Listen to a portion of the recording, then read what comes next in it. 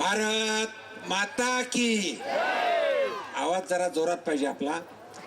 भारत माता की वंदे वंदे.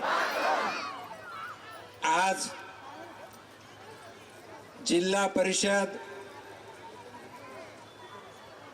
49, 50 आणि 51 या तिन्ही गटाच्या प्रचार सभेच्या प्रसंगी सर्वप्रथम मी छत्रपती शिवाजी महाराज, भारतरत्न डॉक्टर बाबासाहेब आंबेडकर यांना अभिवादन करून व्यासपीठावर उपस्थित असलेल्या महाराष्ट्र राज्याच्या मंत्री तथा भाजपा नेत्या माननीय पंकजाताई मुंडे, व्यासपीठावर उपस्थित असलेले आपल्या शहराचे आमदार तथा महाराष्ट्र राज्याचे मंत्री माननीय अतुलजी सावे, राजूभाऊ शिंदे, प्रवीणजी घुगे, डॉक्टर उज्ज्वलाताई दैफळे, बाळासाहेब सानप, सर्व पदाधिकारी आणि जमलेल्या बंधू आणि भगिनी, आज अत्यंत महत्वाचा निर्णय आपल्याला घ्यायचा आहे. छत्रपती संभाजीनगर शहराला लागून असलेला भाग आहे आणि या भागाचा आपल्याला विकास करायचा आहे आणि विकास करण्यासाठी आपल्याला लोकप्रतिनिधी निवडून द्यायचे. आपल्या सर्वांना कल्पना आहे, देशामध्ये प्रधानमंत्री मोदी साहेबांच्या नेतृत्वात सरकार आहे. राज्यामध्ये माननीय मुख्यमंत्री देवेंद्रजी फडणवीस साहेब यांच्या नेतृत्वात सरकार आहे. केंद्रातून या भागाच्या विकासासाठी पैसा येईल, राज्यातून सुद्धा माननीय फडणवीस साहेबांच्या नेतृत्वातून या भागासाठी पैसा येईल. पण त्या पैशाचा विल्हेवाट चांगल्या तऱ्हेने वापर झाला पाहिजे, म्हणून आपल्याला लोकप्रतिनिधी निवडायचे. चांगले लोकप्रतिनिधी निवडते हे करत असताना पूर्वीच्या वक्त्यांनी सांगितलं, या भागामध्ये वेगवेगळ्या प्लॉट्स असतील, ओपन जागा असतील, कशा लाटल्या जातात, तर ह्याला सुद्धा आपल्याला बंदी घालायची. तर हे करत असताना आपण जर आपला योग्य लोकप्रतिनिधी निवडला तर नक्कीच आपल्या भागाचा विकास होईल. आपल्या सर्वांना माहित आहे, काही वर्षापूर्वी 80च्या दशकामध्ये छत्रपती संभाजीनगर हे शहर अत्यंत वेगाने विकसित होणारं शहर होतं. बजाज सारखे कारखाने, शेकडो हजारो इथं कारखाने आणि लाखो कामगार या भागामध्ये राहतात. पण पिण्याचा पाण्याचा प्रश्न असेल, त्या गट नंबर मध्ये अजून सुद्धा रस्ता नाही. वडगाव कोल्हाटीमध्ये तीच परिस्थिती आहे. एखाद्या कॉमन टॉयलेट आमच्या महिला भगिनीसाठी नाही. अगदी छोट्या छोट्या भाजी मंडईचा प्रश्न या ठिकाणी आहे. म्हणजे शहरालागत राहणारा हा विकसित भाग शहरासारखा जरी असला तरी एखाद्या मोठ्या खेड्यासारखा आहे. म्हणून याला विकसित करण्यासाठी जर आपण भाजपच्या आणि भाजप पुरस्कृत उमेदवाराला जर निवडून दिलं तर माननीय पंकजाताईंच्या नेतृत्वामध्ये, माननीय अतुलजींच्या नेतृत्वामध्ये मी स्वतः आम्ही लक्ष घालू आणि या भागाचा विकास करू, एवढं या प्रसंगी बोलतो. आपल्या सर्वांना माहित आहे, या भागाच्या विकासासाठी पिण्याचं पाणी MIDC मधलं येतं, पण ते रोज पाणी भरपूर येत नाही. आपल्याला भरपूर पाणी पाहिजे.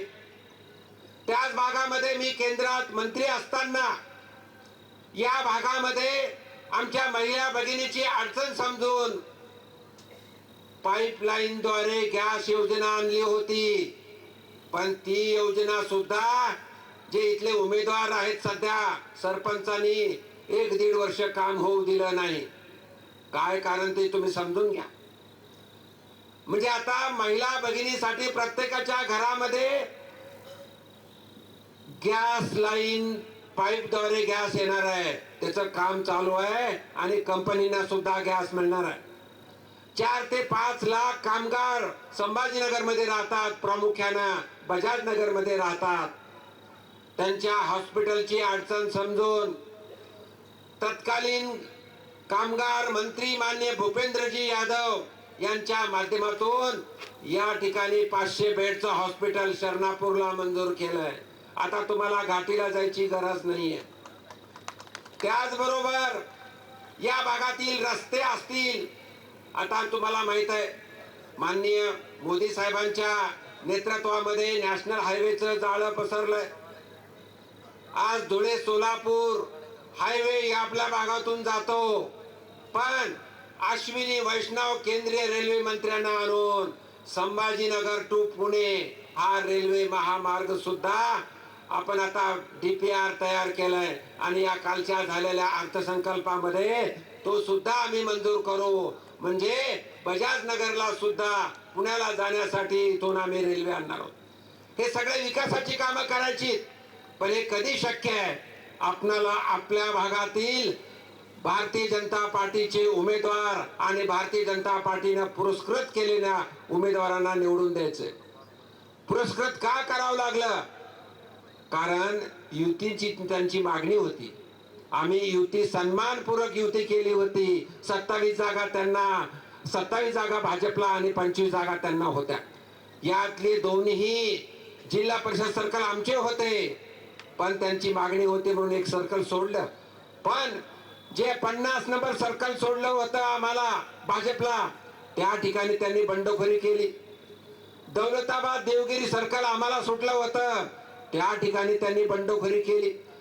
म्हणजे एक वेळ मारून घेणारी युती होती. म्हणून आम्ही सुद्धा काही उमेदवार आम्ही पुरस्कृत केलेत आणि पुरस्कृत केलेले उमेदवार असतील, भाजपचे उमेदवार असतील, या तिन्ही सर्कलच्या उमेदवाराला आपल्याला निवडून द्यायचे.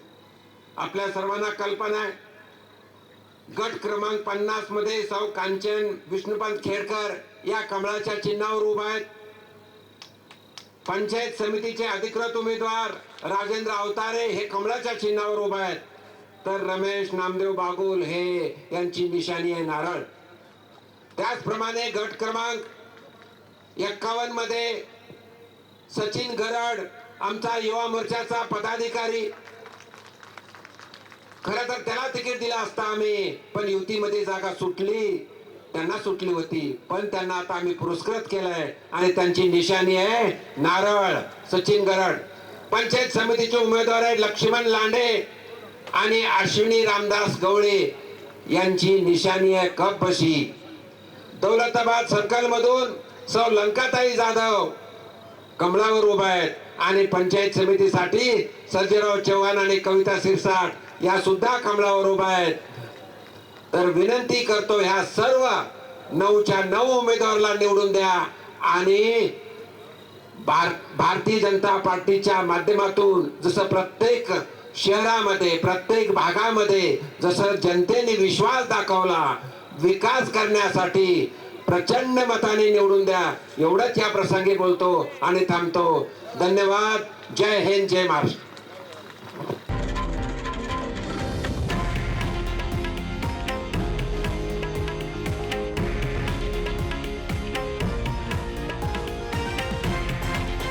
हे आहे देशातील नंबर 1 न्यूज नेटवर्क आणि आपण पाहत आहात TV9 मराठी, एकमेव.